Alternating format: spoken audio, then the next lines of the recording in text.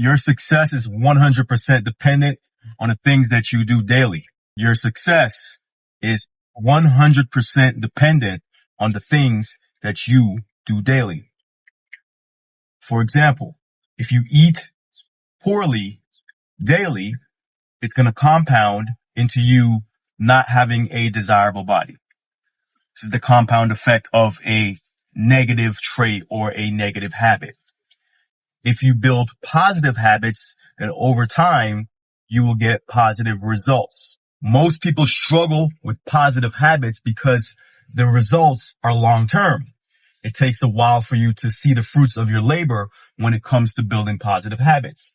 This is the reason why most people quit, because they're not seeing results right away. But when you take your habits from just something that you're doing to get an end result to something that you must do every day to become the person that you need to become, that's when things change. And that's when you get the end result. I know with mathematical certainty exactly where I'm going to be within 5 years. Not because I'm cocky or not because I'm special, because I'm aware of the habits that I do continuously, and I know exactly where they're going to get me, barring anything that's unexpected. With that being said, I spent a lot of time studying millionaires, a ton of time studying millionaires. If you want to be something, you have to know everything about the thing that you're trying to become. If you wanted to become a basketball player, you would study everything basketball players do. You would pick up the habits of basketball players in order to get to where they currently are. There is a blueprint on how to become a basketball player. The amount of hours you have to put in, how you have to train, how many shots you have to take. If you follow this blueprint, you can become a basketball player. Now, the difference between becoming a basketball player and becoming successful is that something like that, there are exterior circumstances and physical capabilities that are a requirement in order to become a basketball player. There are no such things when it comes to becoming successful. It is just persistence, a mindset, and consistency. That's what it takes to become successful. And if you're able to build the habits of the successful people, it's the same thing as following the blueprint for becoming a basketball player. You follow the success blueprint and you do that consistently over a long period of time. Eventually, you will become successful, whether that's monetarily or freeing up your time, whatever your idea of success is. If you find out the steps and the blueprint on how to get to that point, then you'll become successful.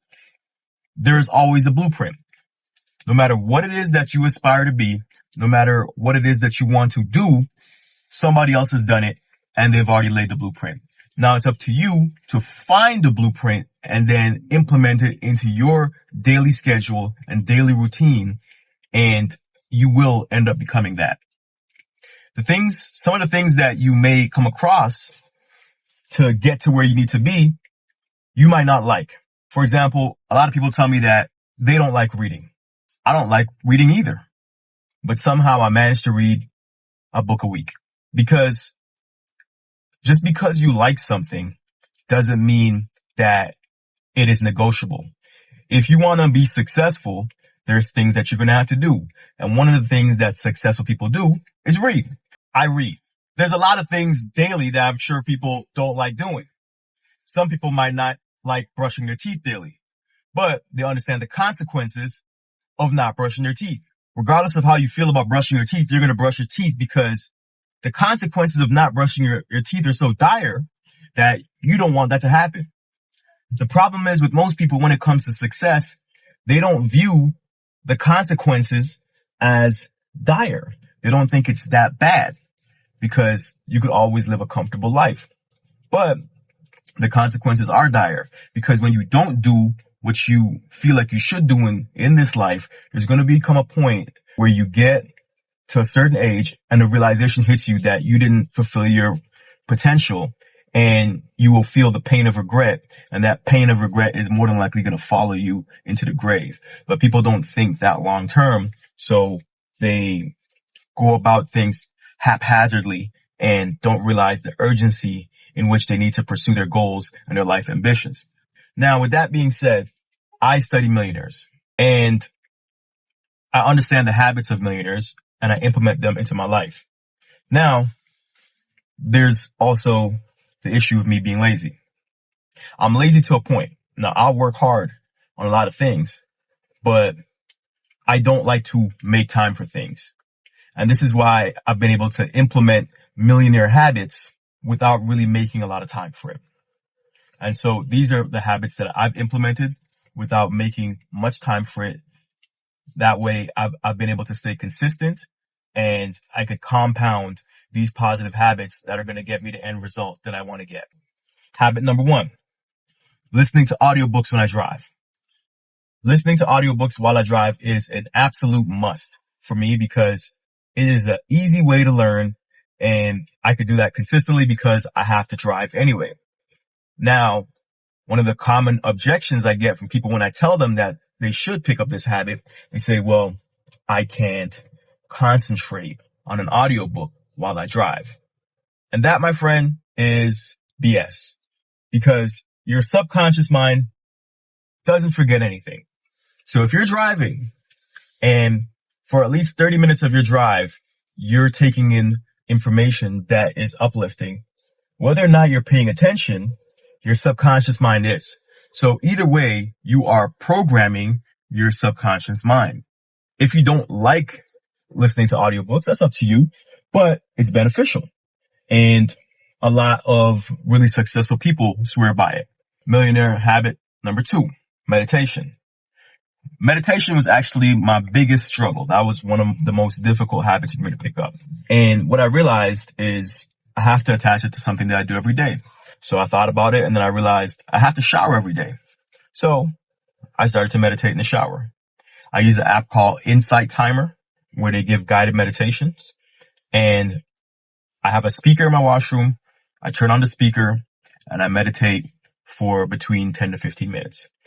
Because I have to shower every day, I meditate every day. Now, millionaires also spend time studying their craft.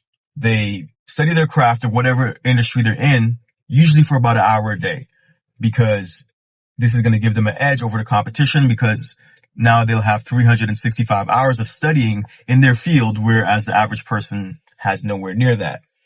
I study my craft while I'm doing cardio.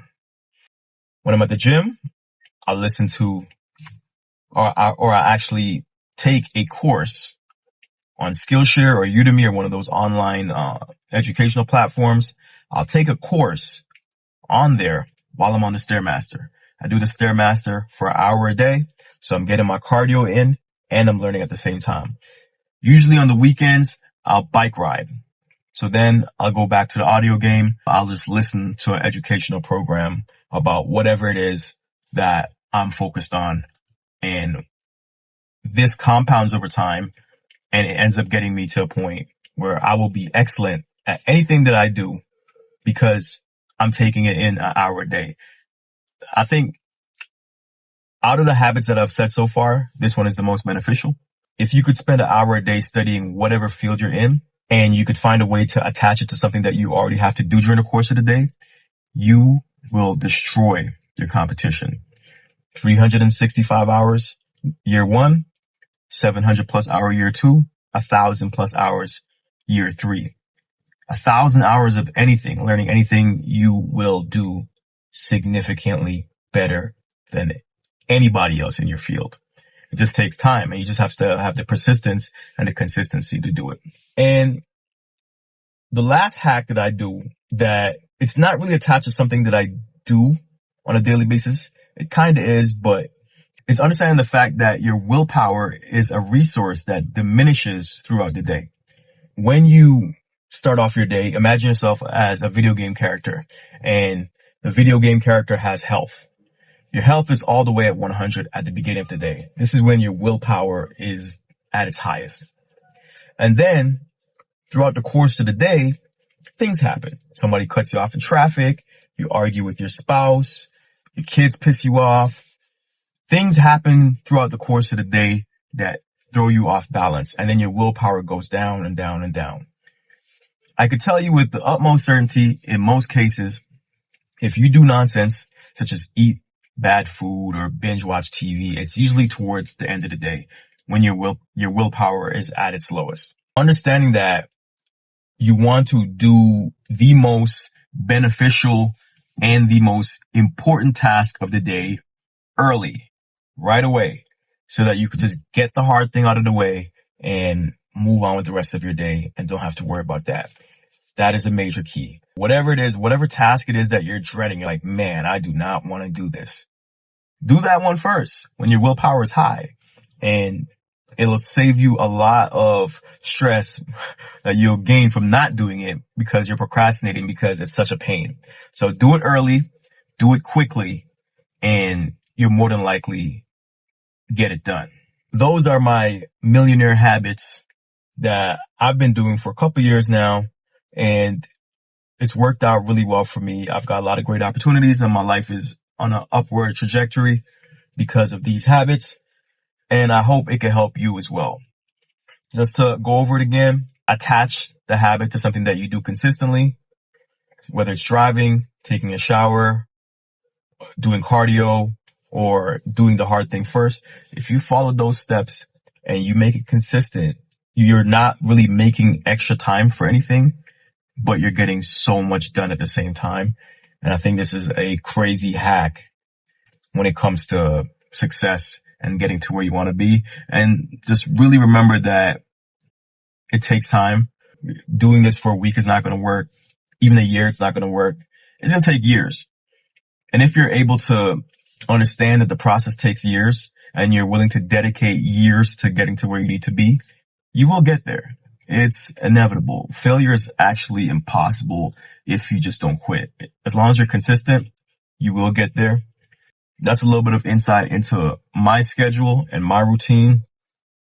I hope it added some value, and I hope you can start to implement some of these things yourself. Thank you for watching, and I'll catch you in the next one.